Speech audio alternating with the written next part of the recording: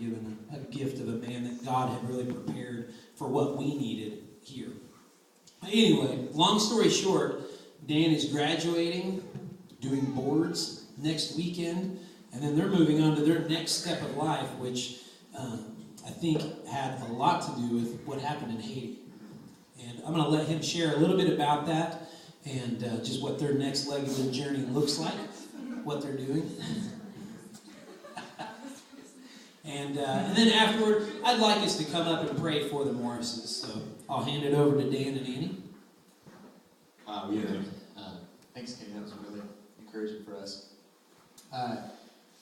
We didn't get a chance to sit down with everybody individually and unfold what God has put on our hearts to do. We really wish that we could have, just time didn't allow. And so over the course of actually the last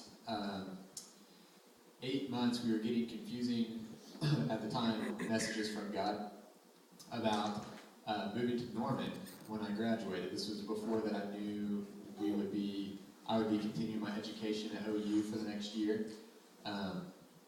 We had some total strangers come up to us and say things to us like, we really think that you need some additional training, and this would be a good place to go.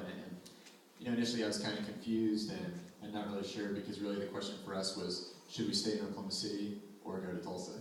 And Norman wasn't even in the equation. So as we began to pray about it more and more, and as I went to Haiti and began to interact with some other friends, God began to unfold to me that this really was a season for Annie and I to step back out of basically leading, which is kind of weird. We don't feel, there's no like emotional trauma or anything like that we're trying to step back to have healed. It's really just we feel like a call from God to step into a new level of leadership to come. So we're really excited. We're going to be potentially moving down to Norman for a stint. We don't really know how long.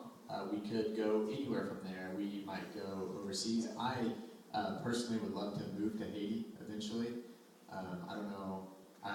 God hasn't unveiled that to us yet, so we're still waiting.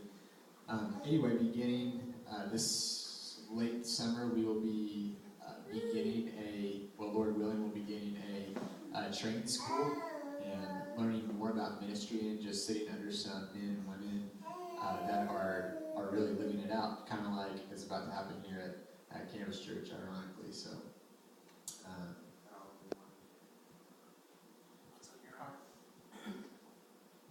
Do we want to be here that long? So anyway, we would love to